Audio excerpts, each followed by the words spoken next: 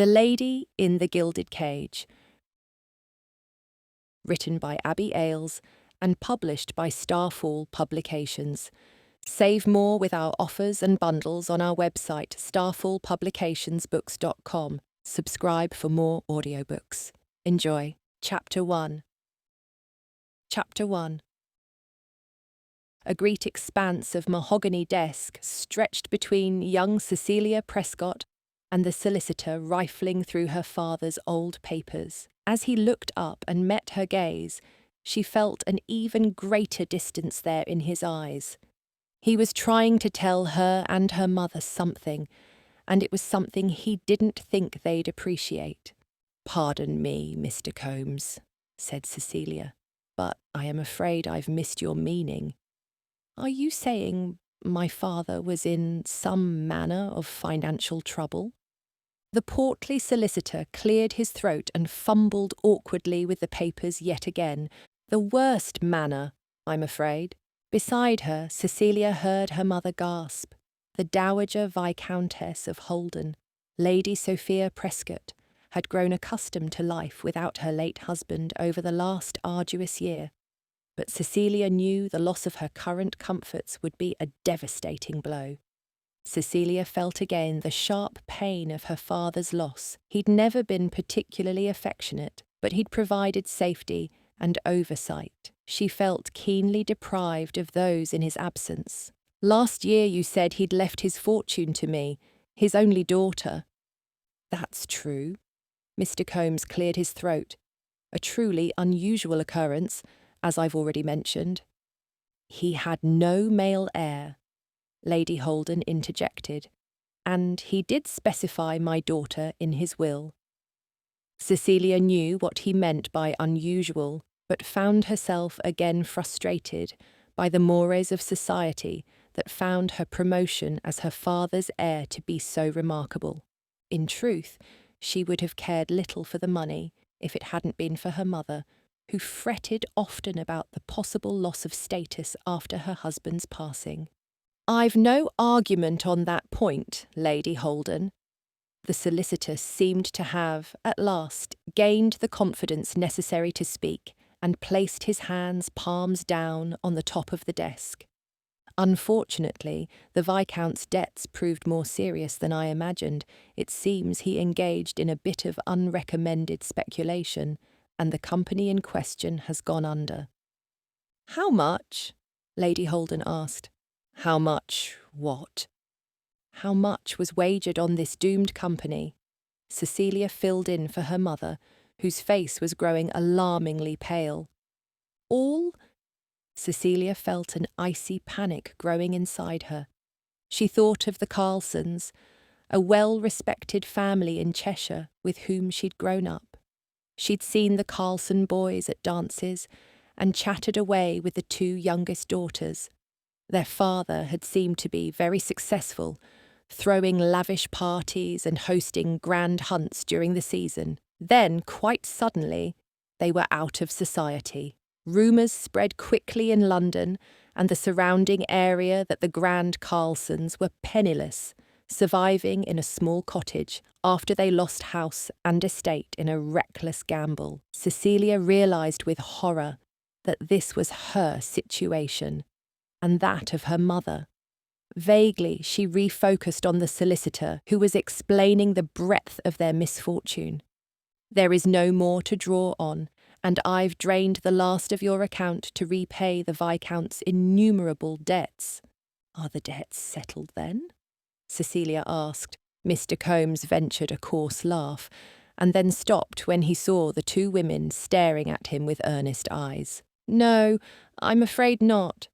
His debts were many, and he did not leave enough to settle them aright." "We are penniless." Lady Holden said the words softly, and they hung unrefuted in the cold air of the office. "We will lose everything." "What do you suggest we do?" Cecilia asked the solicitor as calmly as she could manage.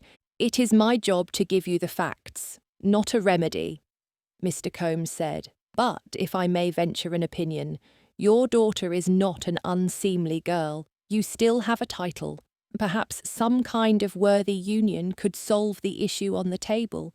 Marriage? Yes. Surely you could find a man of title and wealth who could offer you reprieve from your current troubles. Cecilia winced inwardly, though marriage did seem the most obvious way out of such financial ruin. The solicitor's immediate recommendation struck her as both unoriginal and frightening. The Dowager Viscountess had been offering hints for some time now about the marriageability of her only daughter, pushing Cecilia into the arms of wealthy and titled gentlemen. Cecilia had always been able to avoid imminent proposals by pleading her youth or the possibility of a better match. Now she knew such arguments would hold no water with her mother. They were poor, and poor women should not expect better matches. For her part, Lady Holden's eyes lit with hope at the solicitor's suggestion, and that light followed the two women long after they'd left Mr. Combs behind in his heavily curtained office.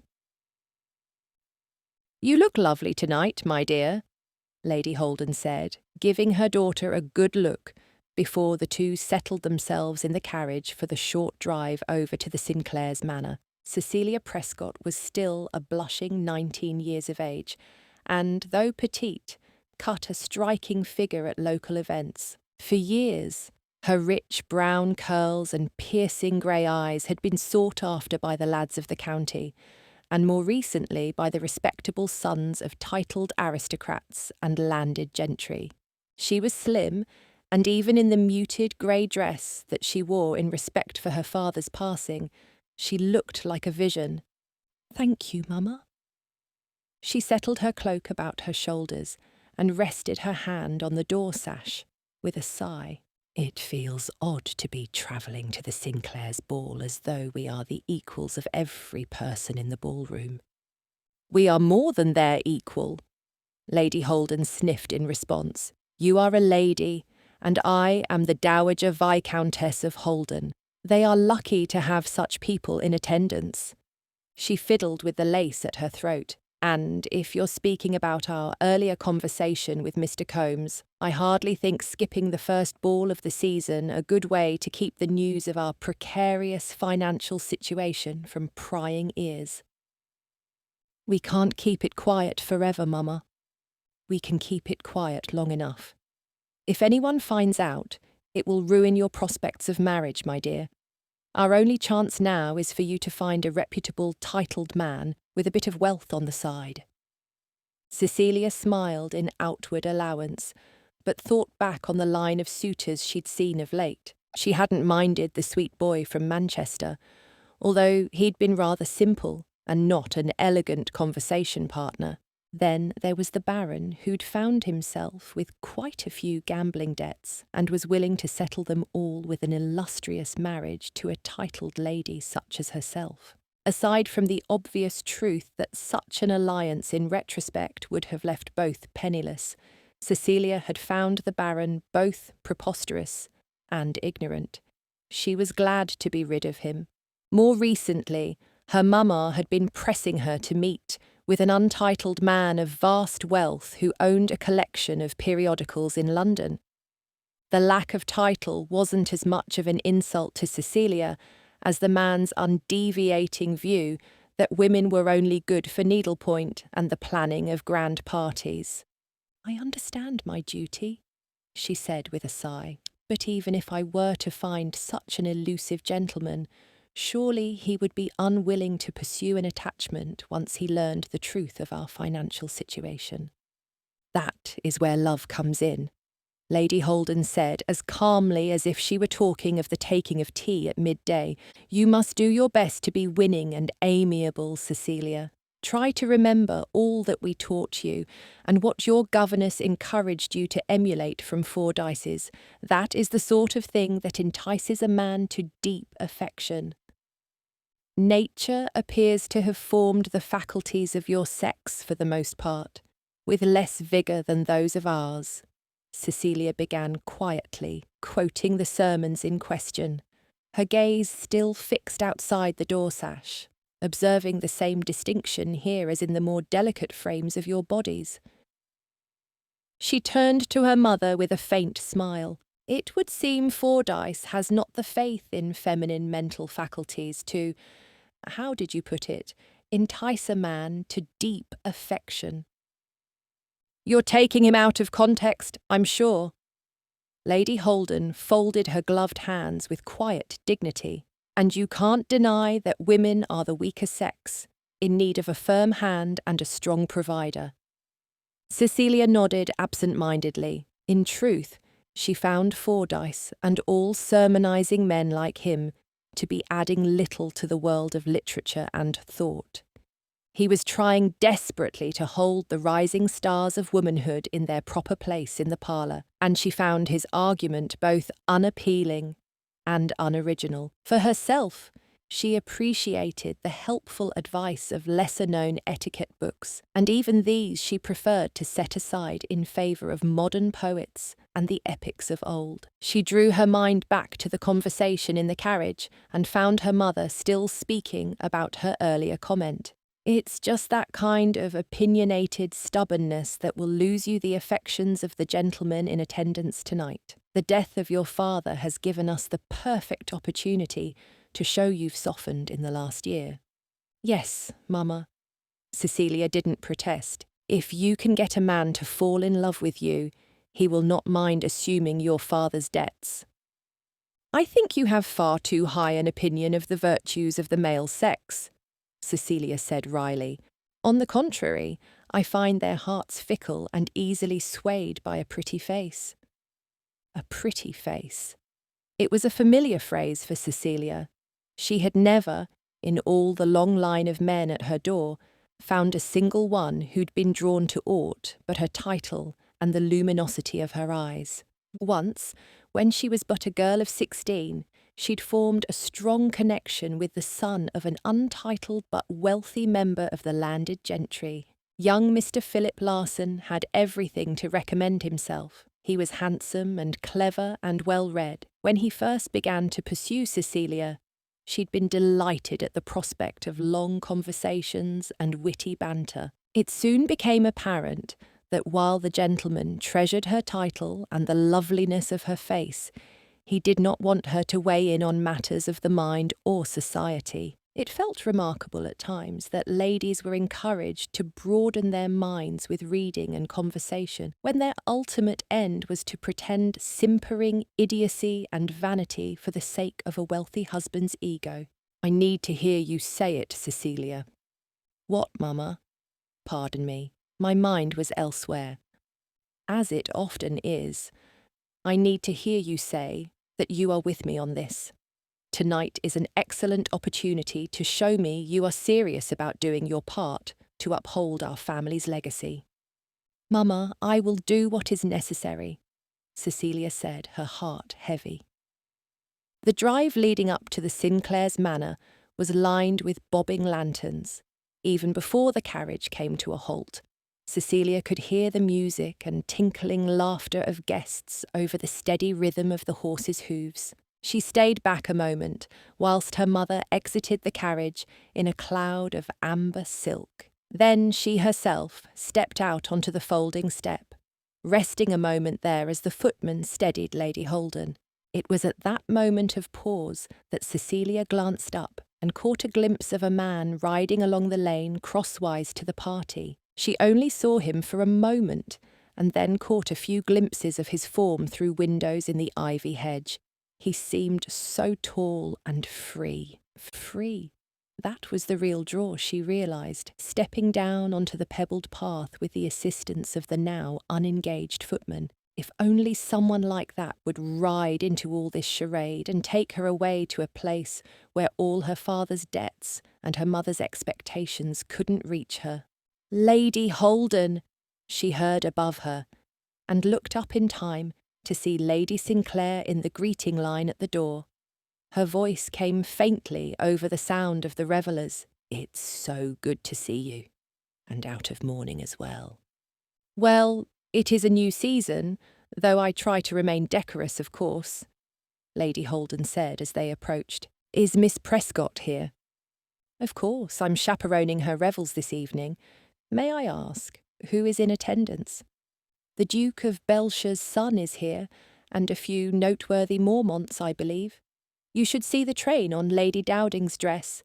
It's woven with imported silk, I'm told. Isn't all silk imported these days? Well, we are certainly delighted to have you in attendance, my lady. Cecilia walked up the stairs, steeling herself for the lights and laughter within. The idea of a handsome prince was a little fanciful, even for her. She thought how her father would have teased her. It's all those books you read, he had always said when he was alive. You've got worlds of nonsense at home in your head. Reality is nothing like fantasy, she thought, pushing the man on the horse and the freedom he symbolized from her mind. She took a breath and went to join her mother on the stairs. Chapter 2. Robert Fanning lowered his quill to the paper and paused for a moment before drawing a thin line and shifting the page across the desk to Mrs. Norris, who sat shivering on the opposite side. "Do you require a cloak, madam?" he asked kindly.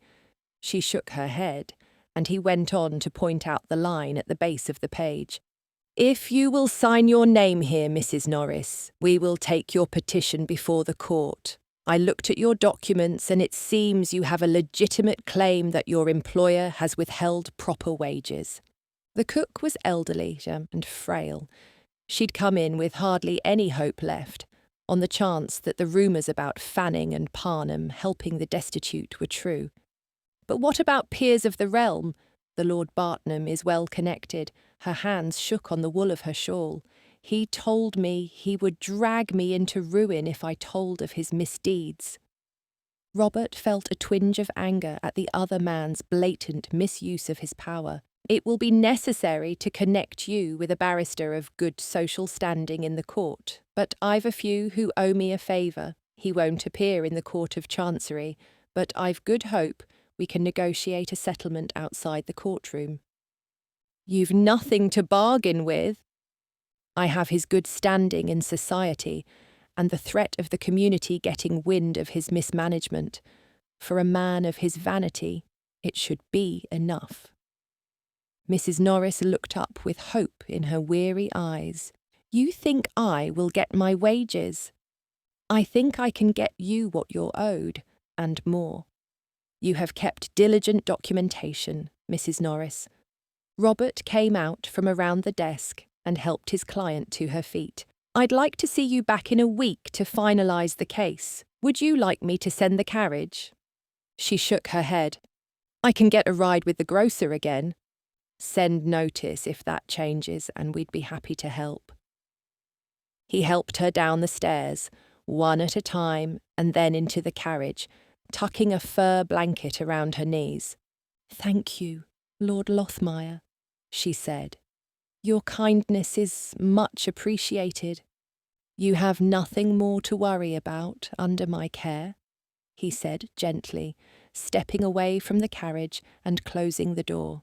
When he climbed the stairs back into the office, he met his partner, Roger Parnham, on the stairs. You get the cook settled. Mrs. Norris's case is something we can handle, I think. The older man frowned. Robert, you know she won't be able to give us a high percentage of the profits. Just because you're set for the future doesn't mean the rest of us don't need to earn our daily bread. Robert knew he was referring to the recent death of Charles Fanning, Robert's older brother. The unfortunate sickness that stole Charles had inadvertently left Robert with the title of Earl of Lothmire and an impressive sum of money.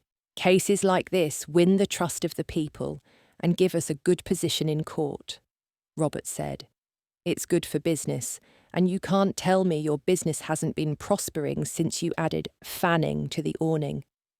Don't let your ego be too significant, my dear Earl, Roger said, feigning insult. Why a wealthy man such as yourself would ever put himself through solicitor's studies is beyond me. Robert smiled, following Roger into the top floor of the office and gathering the papers he'd left strewn on the desk. I wasn't planning to be an heir. That's right. his partner said, seating himself in one of the low Sheraton chairs and pulling out his pipe. Just a hard-working lad who stumbled upon a fortune. Robert fell quiet. It was a familiar avenue of jest with his partner ever since Charles's death, and at times it grated on him. He loved the law, and even with his new title and money, he knew he would keep advising. Roger Parnham knew it as well, and despite his bluster and feigned jealousy, Robert knew the other man was glad for his aid. "What's this?" he said, picking up a small missive stamped with the Duke of Bellshire's seal. It was shuffled beneath some of Mrs. Norris's papers. "Oh, your man brought that in earlier. Said it was important, urgent, perhaps. But we had so much to do with the Norris case and then the indictment hearing before that." Robert reached for a letter opener while his friend rambled on. "Really, Robert? I ask you to look over case files, and you are lackadaisical at best. Here you have a letter from this family friend." "Godfather!" "And you're on the edge of your seat." "There has been some unpleasant business," Robert mused out loud, scanning the letter as he went. It read that the Duke's son, a man Robert had known his whole life by the name of Gerard Mormont, Marquess of Malbrook, had fallen into a bit of trouble. It did not specify what kind. Robert bristled as he read. Gerard had been a thorn in his side since the two were boys. The Duke had taken to Robert from the start, holding his industrious nature up in contrast to Gerard's laziness many a time. The Duke went out of his way to invite Robert on trips and teach him the necessary skills to succeed in the world of business, and that clearly infuriated Gerard. Robert remembered one time when the boys were but 11 and 12 years of age, respectively, when Gerard had been so filled with jealousy after Robert was invited to join a hunting trip that he loosed a shot into the Duke's prime hound and ever afterward blamed Robert for the offence. Robert, unwilling to further fuel the fires of jealousy, had kept silent and accepted his punishment bravely. "Gerard will grow wise with time," the Duke always said. But luxury and title had worked a toxic effect on the young man, and as each year passed, he grew more spoiled and reckless. The Duke's hand in this most recent missive was heavy with the pressure of anxiety, and his words were unmistakably urgent. "I must be away at once." "My friend, surely this is not a fortuitous time. Rest the night and leave in the morning." "No, they are in London at their townhouse." "I will go directly." What could be the matter? Robert had ridden to the Marquess's aid before for a financial squabble that had threatened the family with unpleasant gossip. He suspected it would be something similar, but didn't trust his partner with the details. "It's a private matter, I'm afraid." "You will, of course, press no further, Mr. Parnham." "Of course." The other man rang the bell, waving his hand dismissively at the doorman who appeared. "Please bring Lord Lothmire's coat and hat, and bring round his horse. He has to leave at once on urgent business." As he neared the Bellshire townhouse, Robert thought foremost of the Duke. He felt a great debt to his godfather. Even before Charles's death, the old man had been there for both boys, raising them like his very own sons. He'd provided them references and opportunities to train and grow in their talents, and after Charles's death, the Duke had been there to help Robert shoulder the burden of becoming a new earl, and all that entailed. A short distance from the townhouse, he passed the stately Sinclair's manor, fully alight with music and laughter and twinkling lights. He'd heard of the dance, but hadn't any desire to attend. It was one of the many fripperies of the opening of the season, and he'd had his fill of simpering maids and insistent parents. Still, he glanced in at the gate as he rode by, and there, in a small pool of lantern light, he caught sight of a brown-haired girl dressed in a slip of silver-grey cloth. Her foot was descending from the carriage, Her slender arms were white against the dark vehicle. She looked like the North Star in a sea of meaningless constellations. For a moment, he thought about turning his horse down that pathway and arriving, unsuitably attired as he was, at that ball he'd so despised moments before. Then he remembered the Duke, his work, and his own new title. Life was too complicated for North Stars at present. He rode on. He left his horse at the foot of the townhouse stairs and bid the boy there take it back to the stables. He entered the house with a heavy heart. Lord Lothmire, what a surprise! The butler let him in and showed him to the library where the Duke was sitting by the fire, his back to the door. Your Grace, Robert said, his voice low, you came. The Duke of Belshire rose quickly, his once handsome face now racked with worry. I wasn't sure you could get away. Anything for you. You see, there seems to be a bit of trouble. The Duke went straight to the point, and I had hoped you'd be able to bring it to a swift and silent end. What is the matter? The Duke cast a glance at the 2 footmen positioned against the wall. He lowered his voice even further. It is a peculiar thing, but I'm afraid it needs to be handled rather discreetly. Would you mind? He motioned to a slip of paper and a quill lying nearby. Robert nodded agreement, and the older man moved past him and scribbled a few words on the slip of paper. He turned, holding it fast in his fingers. It is about Gerard. I don't want you to think less of him.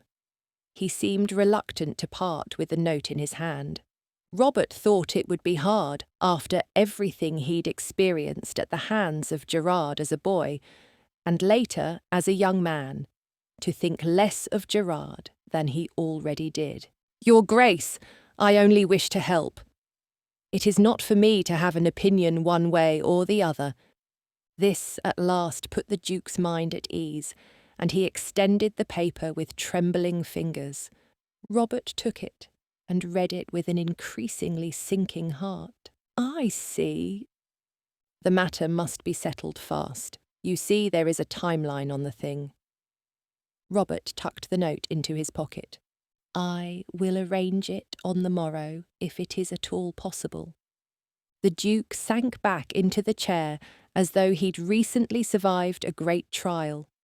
He waved indistinctly at the farthest footman, and the man brought him 2 glasses of sherry. The Duke offered one to Robert, and he took it. There's only one thing for it, the old man said, drinking deeply and staring into the flames. We have to get him into a respectable marriage. Marriage may not solve this particular problem, Robert said quietly. It has to. I demanded it of him. What did he say? He is agreeable enough. He does not think he has done any wrong. The old man glanced at the drink in Robert's hand. He's at the Sinclairs now. I told him he had to find a wife this season, and his solution was to go to the nearest ball in search of her. It's not a terrible plan. He needs to find a respectable lady. The man looked up with sudden eagerness. Could you go and make sure he settles on a woman of good standing? Tonight? I would not be expected. You are the Earl of Lothmire. You are always expected. The Marquess has never been much moved by my opinion, Your Grace. Robert set the sherry aside, bowing. But if it would put your mind at ease. It would indeed. Robert took his leave. His thoughts weighted with sober review. Chapter 3. The lights and corridors of the Sinclairs' manor were disorienting and reminded Cecilia of the first overwhelming ball she'd attended as a much younger girl. Now it all seemed a bit gaudy, and she navigated the platitudes and proper bows and curtsies, like a woman trapped in a dream. Miss Prescott, how lovely to have you in attendance this evening, and what a pleasant evening to open the season. It was a young man her mother had introduced. She couldn't at first remember his name, but knew she'd met him 2 seasons ago at one of the closing balls. Frederick's, was it? It is a lovely night, she agreed. I was sorry to hear of your father's passing. You are kind. May I prevail upon you for a dance later? It would be my honour. Cecilia looked at the man's face. He seemed pleasant enough, but vacant, like an unwritten book.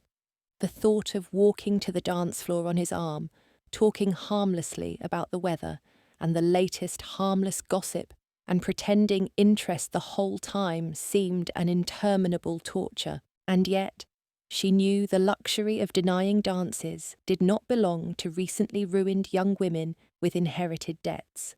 A dance would be lovely. She bowed her head ever so slightly, turning at the tinkling laughter of a young woman behind her. Miss Prescott, I presume? The woman was tall and lithe, with sparkling blue eyes and shimmering blonde hair. Her gown was elegant, fashioned of white silk and trimmed with pearls. You presume correctly. Cecilia felt the Honourable Mr. Fredericks melt away from view and turned her full attention on the vision before her. Lady Sinclair told me to find you and befriend you at once. I'm Lady Lucy Mormont. Recognition hit Cecilia in a wave and she blushed. Of course! Your father is the Duke of Belshire.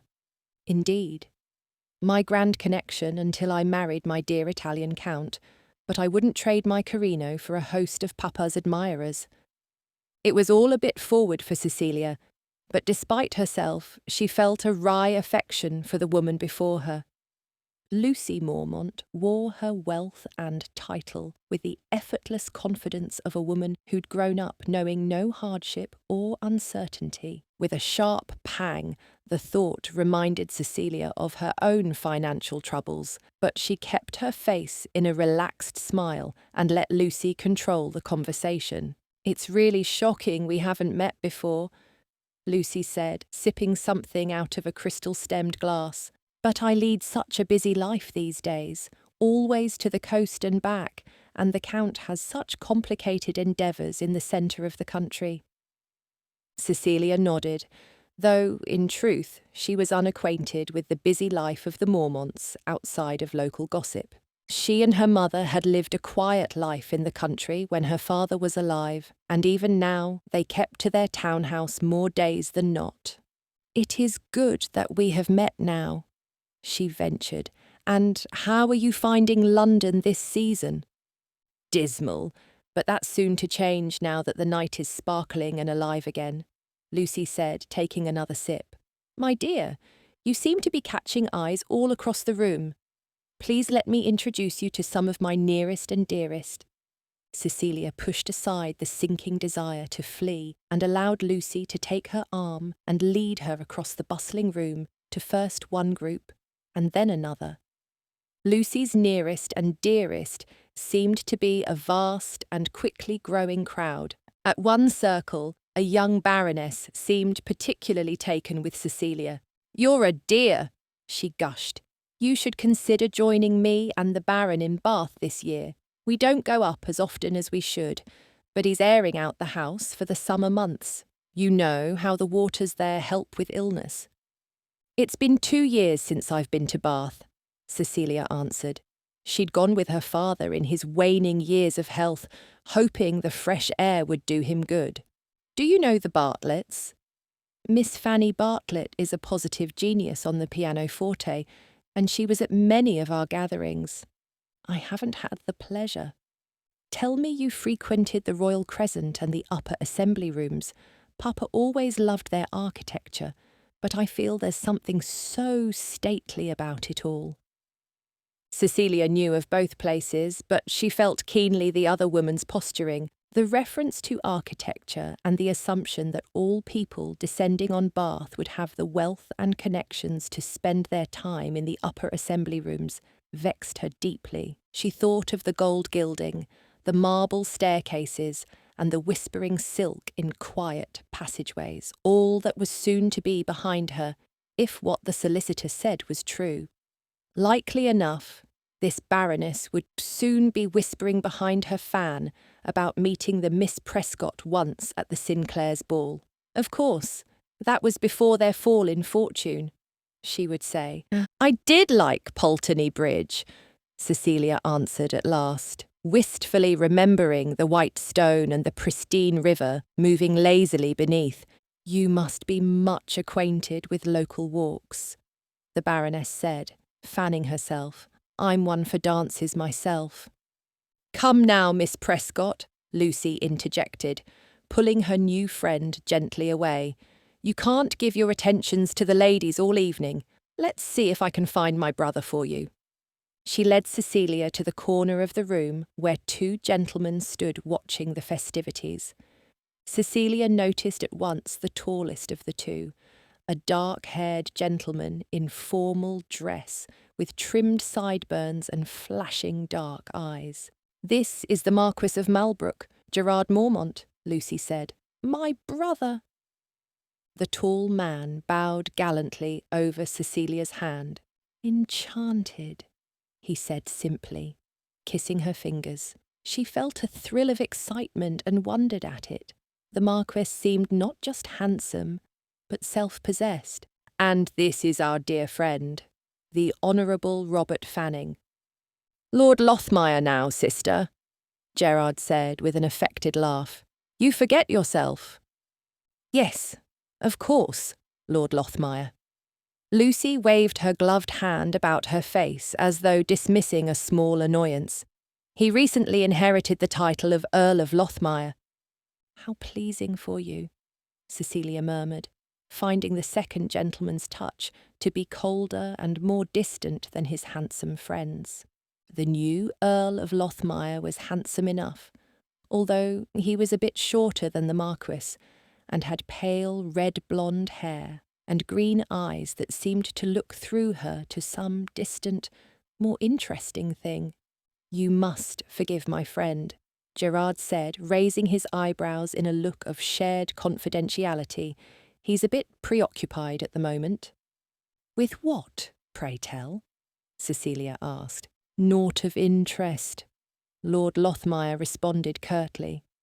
Oh, Robert, let Miss Prescott be the judge of that. Lucy laughed and flashed her charming blue eyes at the solemn man. Come, tell us what was on your mind. I'm sure my thoughts would only bore you, or perhaps you think us too fragile to comprehend them. Cecilia interjected, with what she hoped was a light-hearted smile. I would not do you the dishonour. After a moment's pause, Cecilia attempted another course of conversation. What think you of the weather? It is unseasonably warm. I wouldn't be surprised if we were forced to venture to country cottages a bit earlier than usual this year. Yes, Lord Lothmire said wryly. Let's talk about the weather. Something in his tone caused Cecilia pause.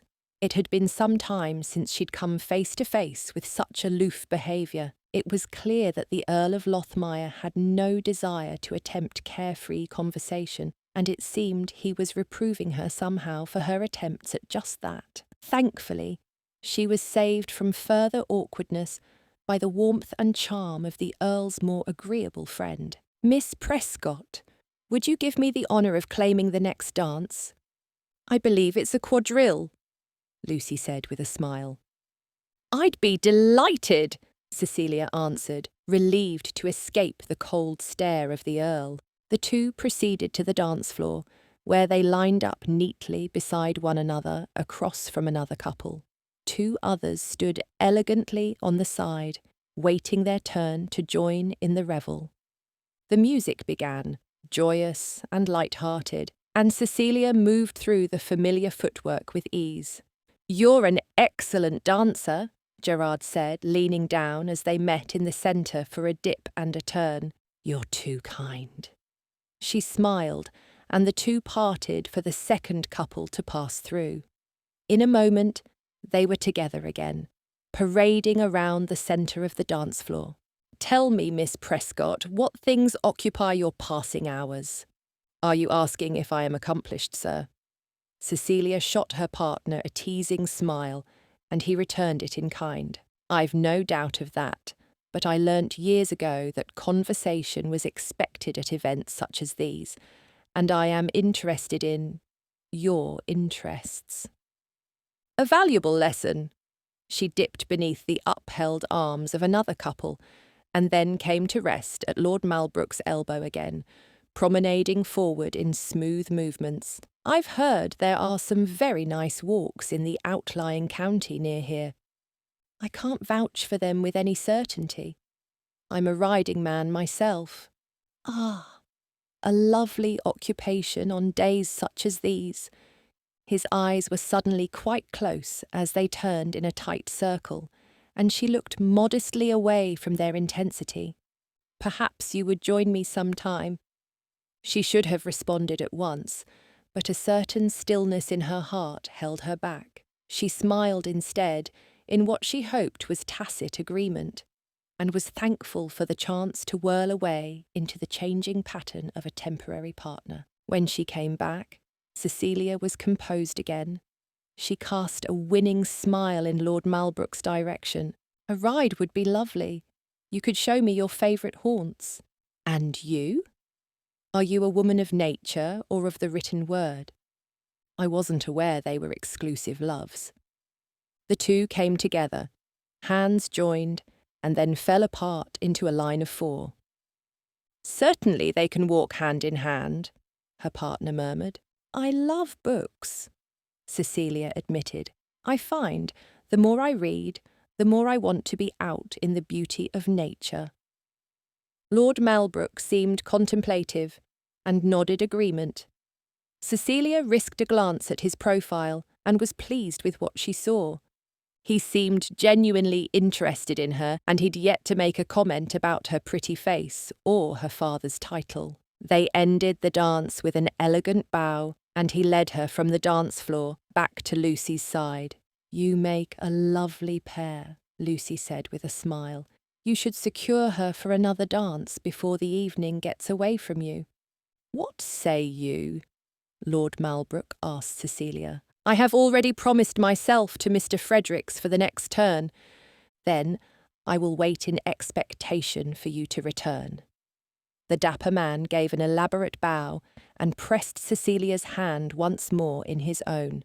She glanced past him and caught the Earl's eye. He'd moved away and was conversing with an older gentleman in the corner. He cast a severe glance in the direction of the two dancers and then turned back to his own business. The night was waning into early morning when Cecilia was at last able to find her mother in a throng of ladies on the edges of the party. The Dowager Viscountess was aglow with the glamour of the highest rings of society and enjoying the attention due her title. She smiled warmly when Cecilia approached and bid her take a seat at the table.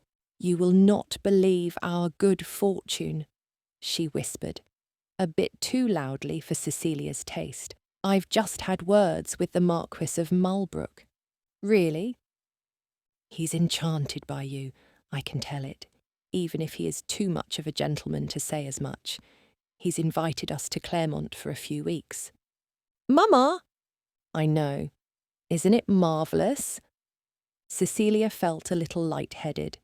It was a good sign, indeed, but the room and the lights and the heat of the evening had thrown her off balance. It all seemed to be happening so fast. You've made quick work of the situation, Lady Holden said confidentially. I had high hopes, I admit, but I never could have imagined such a swift conclusion to our situation. The Marquess of Malbrook. He wanted me to visit. Yes, and his family will be delighted to see you, I'm sure. They're sending a carriage round tomorrow morning, and the Marquess insists he accompanies you for the ride. He's positively enchanted, Cecilia. What did you say to him? We talked of the area walks and some poems. She paused, reconsidering. We also spoke of riding. Nothing of consequence. That's just right, my dear. Conversation of consequence, as you put it, leads to disappointment on both ends, and, in the unluckiest of situations, disagreements. Surely one cannot imagine moving through life with no disagreements whatsoever. It's perfectly plausible. Your father and I were very happily married, and I never indulged in an argument of any sort. That cannot be. It's a simple trick, really. Lady Holden smiled, as though thinking of a fond memory. You cannot do battle if you're not in the same room. The glow around the Dowager Viscountess continued as the two bundled into their carriage for the evening. Lord Malbrook followed Cecilia outside and bent low over her hand again, looking up once to catch her gaze with a charming flash of his dark eyes before handing her deftly into the carriage. How romantic, her mother sighed. If you are very careful, Cecilia, you will be a marchioness one day. Cecilia didn't bother to correct her. As their carriage pulled out of the Sinclairs' lane, she remembered the rider she'd seen earlier and felt her freedom slipping ever further from her grasp. Chapter 4. Chapter 4. The steady motion of the carriage lulled Robert into thoughtfulness as it drew ever nearer Claremont. He'd agreed to accompany Gerard and Lucy to pick up Miss Prescott and the Dowager Viscountess, and now he was regretting it almost as much as he regretted giving in to the Duke's whim and attending the Sinclairs' ball. He tried to focus on the page of Goethe he was reading, but the words assaulted him. If the whole world I once could see. On free soil stand, with the people free, then to the moment might I say, linger a while, so fair thou art. The whole world free. He pondered the words and wondered why they, like everything since the night of the ball, reminded him of the slim girl sitting across from him now. She was wearing a simple brown muslin dress, and her hair was simply arrayed, and yet he found it nearly impossible to keep from stealing glances in her direction. After the ball, Gerard had approached Robert with a singular swagger and asked him what he thought of the little Prescott miss. "She's a fine lady," Robert had responded. "We don't know her well, but I can hardly imagine any man could do better than Miss Prescott." "I'm not any man!" Gerard sent a critical gaze after the Prescotts' retreating carriage. "But she is a pretty thing." It seemed the grandest understatement ever to be spoken. The thought of it now persecuted Robert, who had known since the moment he met Miss Cecilia Prescott that she was the silvery woman he'd seen descending the carriage earlier in the evening. "She's more than a pretty thing," he'd responded, rather more curtly than intended. "She has some wit, too." "Not an admirable quality in a woman," Gerard had answered, going for what Robert feared was his fourth glass of wine. "It is one thing to be properly coy. It is another entirely for a woman of lovely face and form to give in to the temptation of verbal swordplay. Your father would approve of her title. He'd approve of almost anything but my current conquests, and you know it." That had ended the conversation, and Robert feared now that his efforts to aid the Duke may have done Miss Prescott a disservice.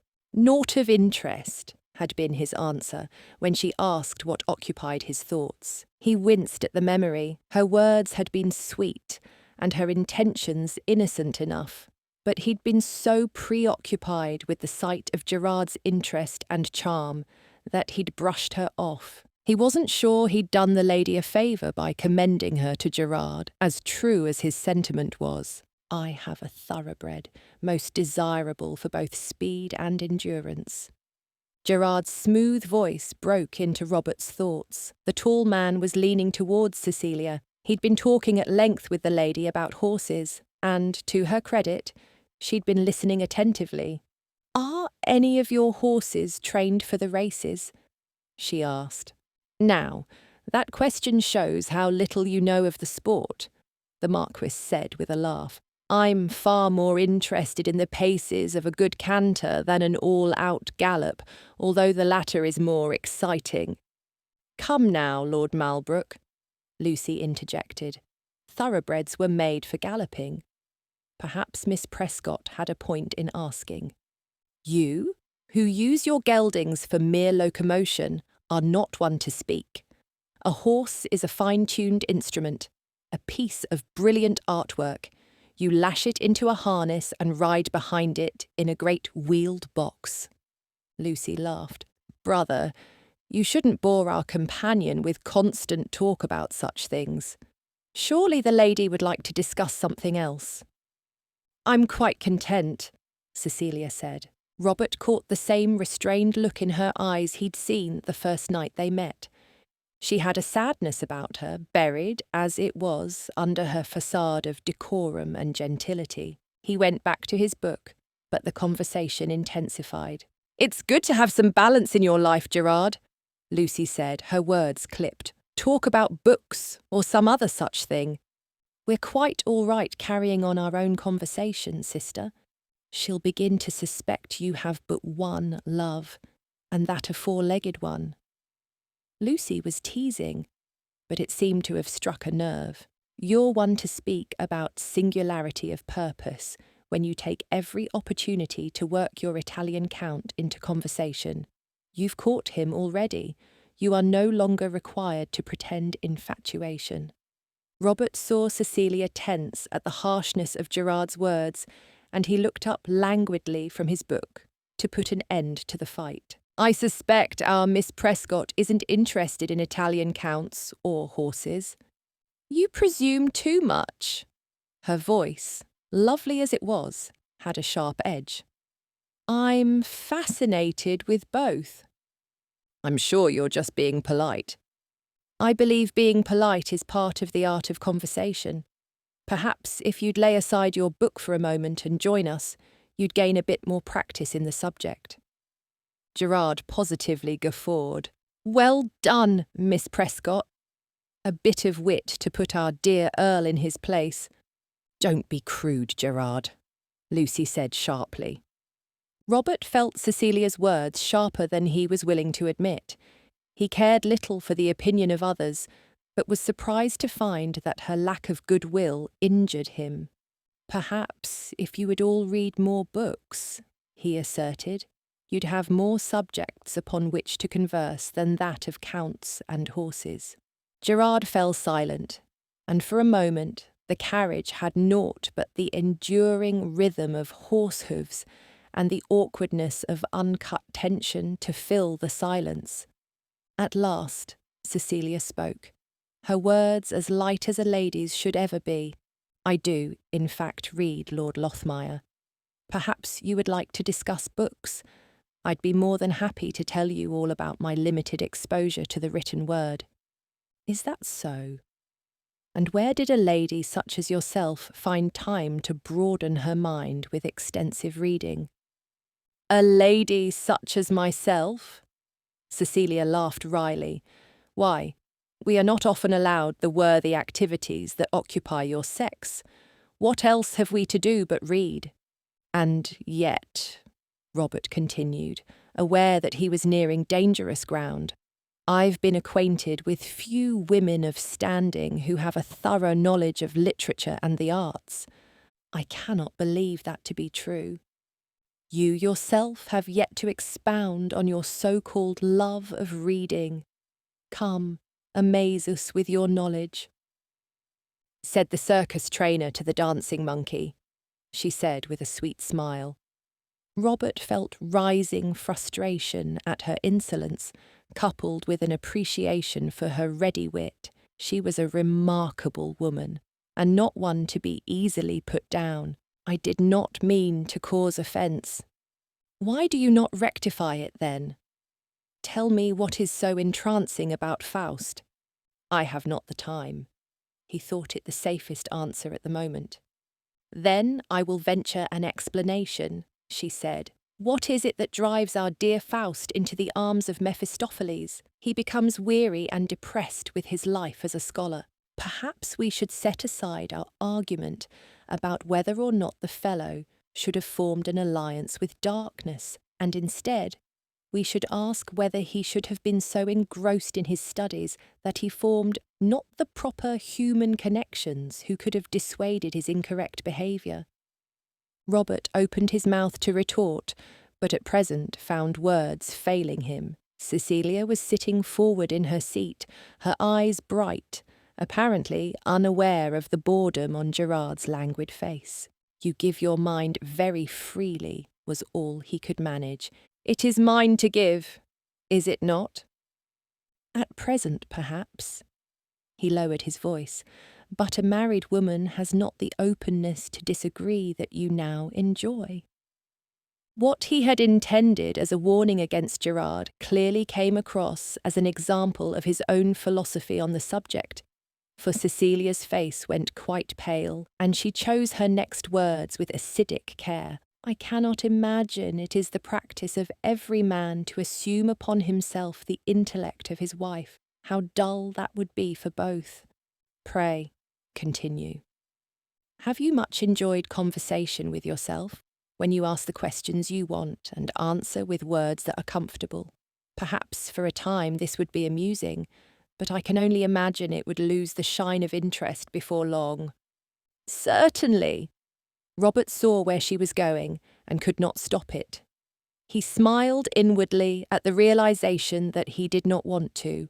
"By that reasoning, if you choose for yourself a wife with no wit or opinions of her own, you are choosing a life of talking to yourself, or arguing just to hear your own voice."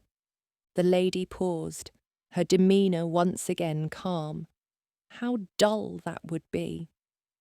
"I confess I am beaten," Robert admitted aloud, realising she'd missed his warning about the Marquess altogether. "I will allow before you that a wife of intellect is more worthy than a peaceful one." "And all that," Cecilia answered with a barely concealed smile of triumph, "from a discussion of your reading material?" "Oh, hush, both of you." Lucy yawned and drew aside the window shade to look out at the passing fields. "There's nothing so dull as a book." "Hear, hear," Gerard agreed. Robert scoffed inwardly at the realization that the other man had not been listening to his exchange with Cecilia. It would have been an opportunity for him to show his pretended mettle, come to her defence, and win her opinion. As it was, he'd been lost in daydreams and missed the exchange. Robert turned his attention back to his book, but he could still see Cecilia out of the corner of his eye, calm and graceful against the window of the carriage. She was beautiful, kind, and clever. Even when frustrated, she had a gentle wit, and he was drawn to her unassuming intelligence. Gerard didn't deserve her, that much was clear. Whether the dissolute Marquess would win her, despite this, was still to be seen. Chapter 5. Chapter 5. Cecilia stared out the window, watching the passing fields with conflicted thoughts. She'd been peaceful enough, if not somewhat bored, by the Marquess's extensive eloquence on the subject of English thoroughbreds, but trading words with Lord Lothmire had been a far different experience. What could he mean by suggesting her own opinions would be of no use after marriage? He had not struck her at any point as a particularly short-sighted man. She thought of his wry smile and the way he'd looked up from his book with such languid intensity. It was disarming. She wanted to wipe that self-assurance from his brow, but then she thought of the way he'd yielded to her view so soon after her impassioned speech. Thank heavens her mother hadn't been awake for that, and so graciously allowed her her own view. It was almost as though he didn't believe his purported opinion at all, as though he was goading her.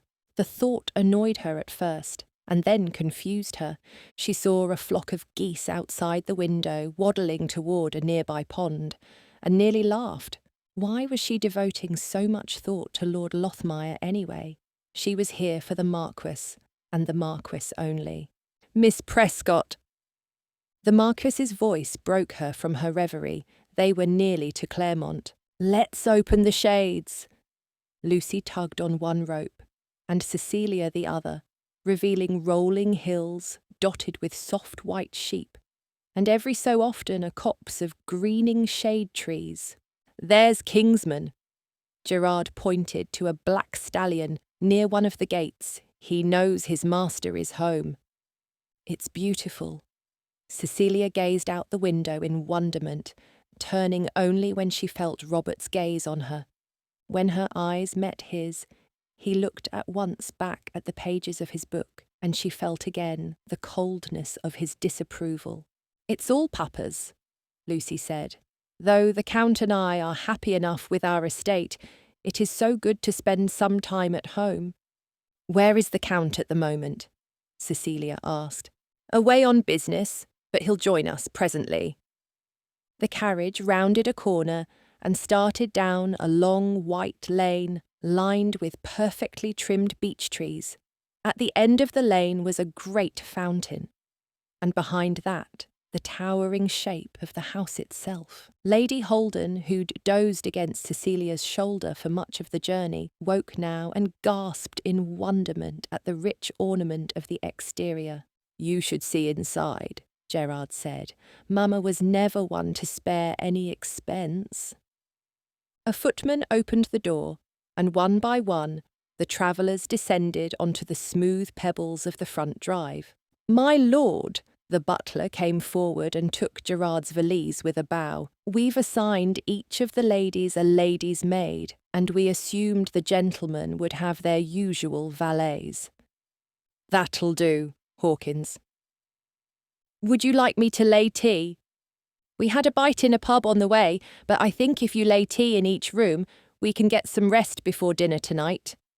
Cecilia watched the exchange with wonderment. She'd been raised in what she considered luxury, but Claremont took wealth and elegance to an entirely different level. "Is the Duke in?" she asked. "He is, Miss Prescott." The butler regarded her with a stern glance. "He was expecting you all a little later in the day, so he's gone for a jaunt around the rose garden. I suspect he will return shortly. In the meantime, may I escort you to your rooms?" Inside, Claremont was even more intimidating. There was a great hall just past the door, and long marble hallways disappearing into sunlight on either side.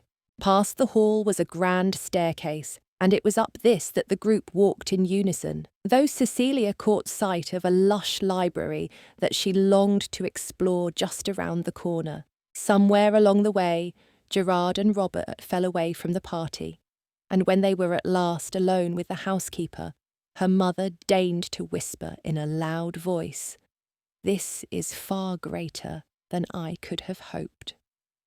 The housekeeper turned around with an air of disapproval, and both women fell silent until they were safely in their chambers. A small sitting room joined both their bedrooms, and they sat in this for tea, sipping delicately and talking about the splendour. "This is all I've ever wanted for my daughter," Lady Holden went on, "for you to be mistress of a grand house like Claremont. Look at the staff, daughter, and the grounds. You could lose yourself in this place." "Being lost is hardly my measurement for happiness," Cecilia said, smiling into her cup. "Come now, even you cannot find fault with such splendour." Cecilia thought of the grand staircase, the elegant wall hangings, and the silent maids moving about the halls like ghosts. It was all grand indeed, but she couldn't shake the feeling that it had the makings of a prison. A gilded one. Still, she knew that where she saw silence and grave decorum, her mother saw comfort and a life of leisure. "You are correct, of course. Claremont does not disappoint. Did the Marquess make any overtures on the ride over that I missed?" Cecilia blushed. "No, but we did have some good conversation." Good conversation was a bit of a stretch, and Cecilia knew it. Still, she knew her mother would have been pleased that she'd spent such an extended period of time listening to Gerard's lengthy explanation of horse breeds and the downside of the races. Lady Holden, at least, would have considered it good conversation. "Come now, don't be shy. I think he's taken a real fancy to you." How did one know that? Cecilia wondered. When the acquaintance was so brief and the import of the interaction so strong, how could you really distinguish fancy from cordiality? She didn't dislike Gerard, not in the least. She found him far more handsome than any of her previous suitors, and occasionally charming.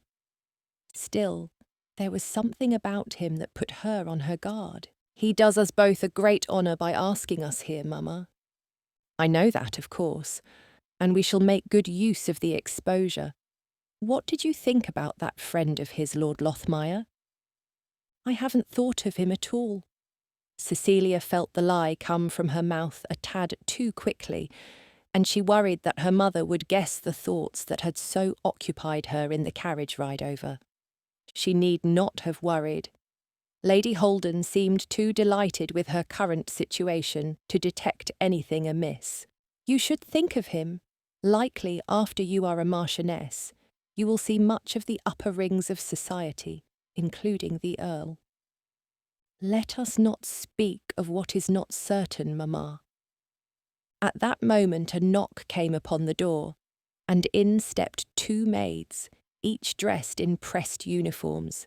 "Milady, we've come to dress you for dinner." "Why, thank you." Cecilia stood and, curtsying to her mother, followed the maid into her own private chambers. The girl was young, about her age, and pretty in a simple sort of way. She helped Cecilia into one of the finer dresses she'd brought, a dark green silk dinner gown, and then set about brushing the girl's brown tresses and piling them into a sophisticated arrangement. "How long have you worked for the Mormonts?" Cecilia asked gently, unwilling to make the maid uncomfortable. On the contrary, the girl seemed delighted to be addressed. "My whole life, miss. You were born here?" "My father farms a portion of the Claremont estate. When I came of age, I studied to be a lady's maid, and the Mormonts took me on. They're good people, and kind." "I'm pleased to hear that." Cecilia ventured a teasing smile. "Is the Duke very frightening?" The other girl laughed. "Not at all. I think he'd prefer to spend all his days wandering around the gardens searching for beetles. It's hard to imagine a man like that having a harsh word for anyone." She straightened. "But we try to do our best by them." Cecilia warmed to the other girl's gentle nature. "What parts of the estate would you most recommend?" "I cannot vouch for some of the hunting grounds, but of the places I've seen, I'd recommend the orchards on the east side of the estate, and the lake to the south is lovely at this time of year. The orchards are a bit of a walk, but you seem accustomed to fresh air and good exercise. I will explore them at my earliest convenience. What do you think of the Lady Lucy?" "She's a bright one and very elegant." "Have you yet met the Count?" Cecilia smiled into the mirror. "No, but I've heard oft about him, and I can tell he is of considerable importance to both Lady Lucy and perhaps the whole of the Western world." This teasing statement brought a giggle from the young maid. "Yes, he seems to make her very happy." "And the Marquess? Surely the Duke and Duchess are proud to have such a son." Cecilia felt the maid's hands still on the coils of her hair and looked up into the mirror. The girl's face was suddenly guarded, and when she spoke at last, her words were fumbling and nervous. "Yes, milady, I'm sure they are very proud of the Marquess. Is everything all right?" "Of course, milady." The maid cast a final swipe over Cecilia's curls and looked up at her with a practised smile. "Is this to your satisfaction?"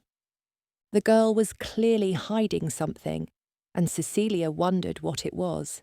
Still, she knew better than to pry, and the rules of decorum held her back. She nodded and told the maid that everything was quite all right. When the girl finally took her leave, Cecilia still had some time before descending for dinner. She chose to spend it alone in the respite of her rooms, instead of going down early or joining her mother. She walked about her quarters, running her fingers gently across the polished mahogany and carved accents of the room. The bed was plush and the wall hangings were elegant. The largest wall of the room housed a full, panelled window, and beneath it, a seat made comfortable with needlepoint pillows.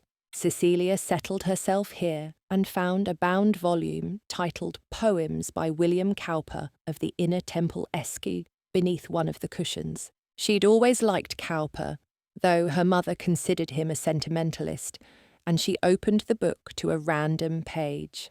And conversation in its better part may be esteemed a gift and not an art, yet much depends, as in the tiller's toil, on culture and the sowing of the soil. Words learned by rote, a parrot may rehearse, but talking is not always to converse. She laughed, despite herself, at the memory of her harsh words to the Earl in the carriage earlier. Here was a book helping to put her in her place, just as she had been critiquing Lord Lothmire's reading and lack of conversation. Cecilia laid the book aside and walked to the far side of the room, where two latched doors opened onto a terrace of sorts. It took her some ingenuity to decipher the latch, but when she did, she was rewarded with warm sunshine and a stunning view of the grounds. She walked out, leaning her arms languidly against the stone railing and looking down on a network of brilliant green gardens and pathways. The memory of the carriage ride was heaviest on her mind, and she wondered why she felt so ambivalent towards the handsome and well-connected Marquess that seemed so taken with her. It was an obviously fortuitous match, and he seemed to harbour at least the necessary affection for her at present. Still, when she tried to imagine building a life forever at his side, she balked and drew back. Beyond the gardens, she caught sight of a figure riding hard along a line of trees. As the horse and man neared, the horse slowed to a proper canter, and Cecilia realised with a start that she'd seen that straight form and singleness of purpose before, outside the Sinclairs' manor. Without a doubt, it was the same man who so reminded her of fairy princes and freedom. In another moment, he was near enough that she could clearly make out the features of his face. Robert. It startled her, and she knew in a moment that the man she'd seen riding outside the manor had been the Earl as well. He turned, as though he could feel her gaze on him, and looked suddenly up to where she sat on the terrace. Her breath caught in her throat, and she felt her face grow hot. Nervous, she retreated quickly into the room and relatched the door with shaking hands. It meant nothing, she thought. Why it affected her so strongly was beyond reason, and yet it did. Her heart was in her throat, and the memory of the strong emotions of that night clung to her like an unshakable cloak. Somehow the realisation had her considering the Earl of Lothmire in connection with freedom and the illusion of a fairy prince. Desperately, she tried to remind herself of his insolence, his harsh wit, and the coldness of his demeanour. She tried to think of Gerard and his handsome, easy airs, yet she could not shake the connection her heart seemed to make, despite the best attempts of logic. Chapter 6. Chapter 6. There is nothing you can say that will sway me in this matter. The lady's words came hot and virulent, one after the other, in a panicked stream. Robert stepped back as though struck.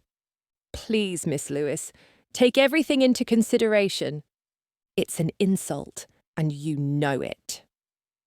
Carla Lewis flew across the small room where she paid monthly lodging and collapsed into a chair by the fire, her head in her hands. She seemed unperturbed that a gentleman such as the Earl of Lothmire should witness her break with decorum, and Robert watched in dismay. He had had little interaction with ladies of Miss Lewis's standing outside of the solicitor's office, but he felt, despite that, and despite her outburst of anger, an unwavering compassion for her plight.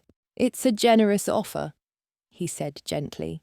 There was a knock at the door, and in walked the housekeeper with a platter of tea and biscuits. She was an old, strained woman, with sharp eyes and, Robert suspected, even sharper ears.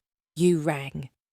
She kept her eyes on the gentleman, conspicuously ignoring the sobbing woman in the corner. "I did not. I've brought tea nonetheless." The housekeeper carefully poured a stream of dark liquid into the china, and Robert watched the familiar swirl of cream fold itself into the tea. "Will you be needing anything else, milord?" "No, thank you." She left, and the door swung closed behind. Carla turned at the sound of it shutting and resumed her speech. "You Mormonts think you can throw your wealth at any problem and watch it disappear, but that's not how this particular problem will be solved. I'm not a Mormont. I'm speaking on their behalf." Robert took the opportunity to look at his companion's tear-stained face. Even seething with fury as she was still the reputed beauty he'd heard about from county gossip and the lips of Gerard himself. She had jet-black hair and delicate, exotic features set perfectly in a pale face. Her clothes, though modest, were well cut and showed her voluptuous form. Robert winced as he took all this in. Her beauty, once something to appreciate, had been her downfall. That, and a willingness to take a man like Gerard Mormont at his word. "Madam," he set the teacup aside and came to sit near her. "Please, hear me out." Tears welled in her beautiful dark eyes. "You have a heart, don't you? You're a lord now, I heard that. But you remember what it was like to be at the Mormonts' beck and call. You remember how it was to feel inferior?" Robert was moved by her emotion, and even more so by the truth behind her words. He knew she must feel trapped by what nature had given her and by the insolence of the man who'd so used her good reputation. Still, he felt an allegiance to the Mormonts that he could not yet bear to shake. "I did not feel inferior, either in the presence of the Duke or of the Duchess." Robert swallowed back his discomfort. "Each of us has a place in society, and I do not begrudge them theirs." "That's easy to say from your current position." Her voice hardened. "Harder to accept when I'm living off pennies in a lodging house on the edge of town, and you know even this state will seem like heaven itself when my time has come. My reputation is ruined." Robert couldn't help thinking that Miss Carla Lewis's reputation had been a bit on the rocks even before this incident, but even he had to admit that she was right. In only a short time, she would be an outcast in even the humblest of societal circles. He knew that no house would offer her work on their staff, and no, she'd likely not even have a place scrubbing in the local laundry. One small decision had cost her everything, and the man she loved would pay none of the price. It rankled Robert, but he had only the tools given to him to fight her fury and despair. "The Mormonts' gift will be a help. You can move somewhere where nobody knows you. You can start afresh." "He promised me everything." Her voice dropped into a sob. She was picking at the arm of the chair now, unravelling the upholstery. "He loved me. I know he did. He used to hold me after, and he would tell me all the things that were beautiful about me. He said he wanted to build a life with me." Robert had no answer. He didn't doubt Gerard's promises had been many, and his delivery on those promises frail indeed. To imagine the Marquess of Malbrook bringing home a Miss Lewis of nobody and no place was laughable, and the girl should have known that. But still, it's hard to see clearly when your lover is a master at spinning lies. "Think if I were your sister." She looked up with tear-stricken eyes. "Would you stand for this? Would you be satisfied with a payment, a sum to make me disappear?" "No, you are a man of honour, I can see that. You would demand I be wed in the proper way and set up in my seat over the county." I am truly sorry for your situation, Miss Lewis, but I am not here as a member of the Mormont family. I am not even here as the one who has manufactured this scheme. I am only the solicitor here to carry out their wishes to the letter. While I have sympathy for your situation, I can do nothing to sway the mind of the Marquess or the Duke. Please, accept their offer and my apologies. Please. She was sobbing again, soaking a handkerchief with her tears. If it had been at all allowable by the strict rules of society, Robert would have gone to her and embraced her. He'd never had a sister, but her plea to that effect had still struck home. He would have vowed the Marquess's destruction.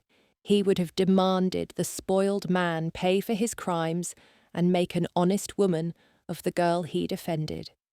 Still, his words of compassion froze in his throat. He was here for the Duke to whom he owed so very much, and there his allegiances would continue to lie. Miss Lewis, I beg your pardon, but that is my final offer. Carla rose in a passion. You act as though they were so generous. You act as though your hands are clean. Pilate will come before judgment, just as the crowd that chose Barabbas. Miss, don't call me miss, when you are treating me like a scullery maid. She stood, composing herself, and twisted her fingers around a sodden handkerchief. Do not bother approaching me again with an offer such as this. I will sink or swim on my own. You get out of my rooms immediately. Robert thought to make another foray, but the expression on Carla's face was icy and set. He left the room, pausing for a moment in the hallway to gather his thoughts. She's got a temper, that one. It was the housekeeper, standing against the wall with the empty tea tray in her hand. Robert saw in a moment that she'd been eavesdropping. Thank you for your assistance. I require my cloak and hat, please.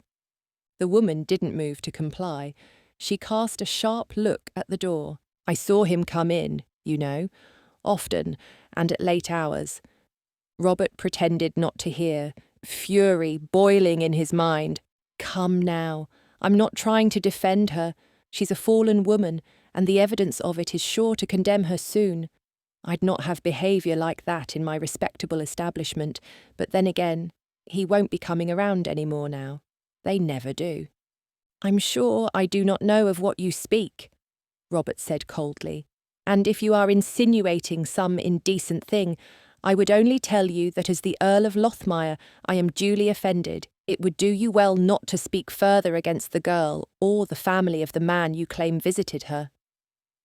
The housekeeper turned away with pursed lips, fetching Robert's cloak without another word. It was a long walk back to Claremont, and he wondered if he would make it in time for the evening meal. The light was already starting to sink across the horizon, and the countryside was quiet as he passed. Too quiet, really. It gave Robert time to think about what he'd done and what lay ahead of him at the estate. The Duke would not be pleased that his offer had been refused, and he would not give up so easily. Even as he walked away from Carla Lewis and all the problems she symbolised, Robert knew he would be back again, trying to mend them. If it were anyone else but the Duke of Belshire, he would refuse the job from here on out. Whatever temper Miss Lewis had betrayed, she'd struck a nerve in him. It didn't feel like he was doing the right thing. In truth, Robert felt the day was fast approaching when Gerard should be made to pay for his indiscretions with something more than his father's pocket purse. But surely it is not my responsibility to hold him to account, Robert mused aloud to himself, thankful the empty lane was the only one to hear. He had nearly resolved that his duty was to the Duke, and his actions were acceptable when he strode into Claremont and caught sight of Miss Prescott, shimmering in a green gown, her neck intoxicating in the candlelight. She was walking down the stairs, her hand caressing the banister like it was a living thing. Something about her sent his thoughts into a turmoil, and in a moment he again doubted himself and the entirety of the scheme to protect the Marquess. Scan the QR code or click on the link in the description to read the full book. The full audiobook will be available on YouTube in a few days. What did you like the most? Comment below and share this video on your social media and with your friends. Watch one of the following videos. Subscribe to our channel, like this video, and hit the notification bell to not miss any new audiobooks.